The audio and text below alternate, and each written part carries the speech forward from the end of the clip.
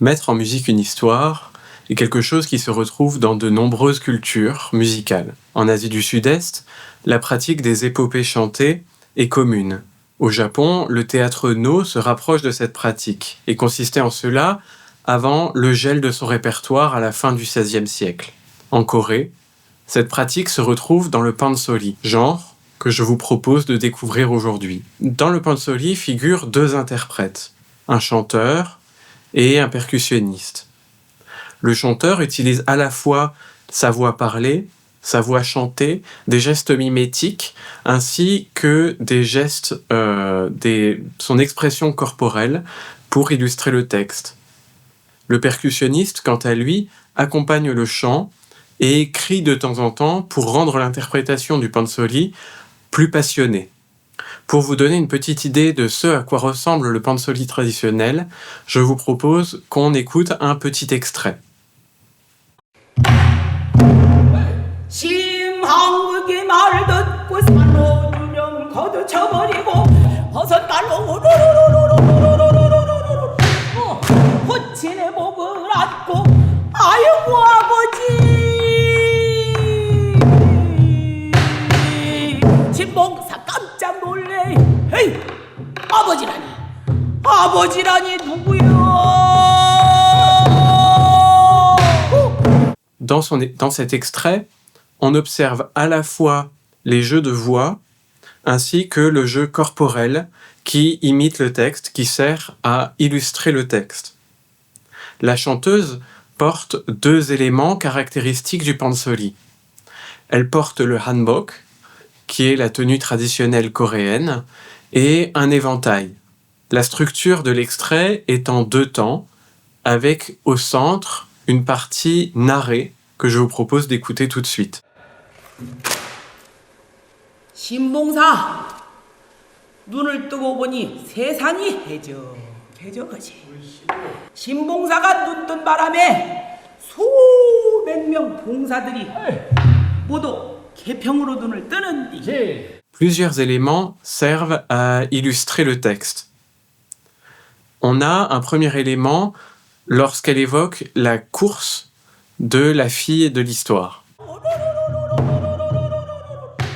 Ensuite, on a une répétition qui illustre le fait de cligner des yeux plusieurs fois, lorsque le père cligne des yeux.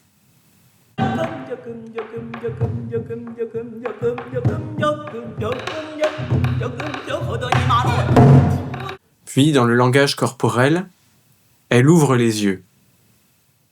Et ça se voit très bien dans la manière dramatique qu'elle a d'ouvrir les yeux. Bon, tous ces éléments se retrouvent dans le pansori. Mais aujourd'hui, qu'en est-il ? Le pansori est utilisé par le gouvernement sud-coréen comme outil de soft power, avec notamment la mise en place du programme Sound of Korea. Je vous ai pris un petit extrait de cette construction touristique dans cet outil de soft power pour que vous puissiez avoir une idée de ce qui se passe réellement.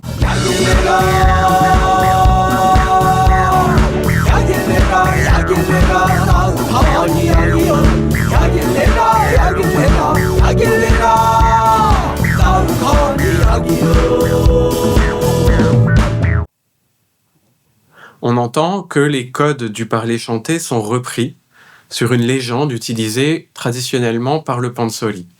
La musique est composée par le groupe Linalchi, qui revisite des standards du pansori avec comme objectif la modernisation de cette musique traditionnelle.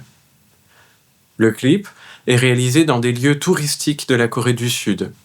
Dans l'extrait en question, il s'agit de Gangneung, qui est au nord-est de la Corée du Sud. L'objectif affiché est de faire découvrir de nouveaux lieux aux touristes qui souhaiteraient se rendre en Corée du Sud.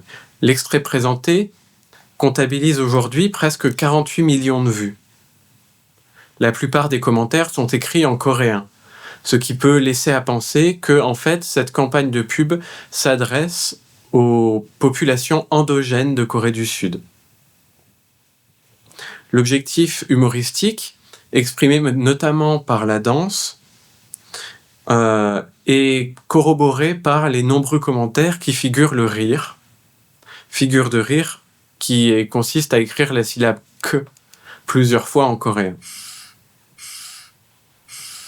Le pansori est un genre important en Corée du Sud et il est utilisé aujourd'hui pour les activités de tourisme et de promotion des lieux touristiques en Corée du Sud, encourageant en cela un public endogène à un tourisme intra-régional.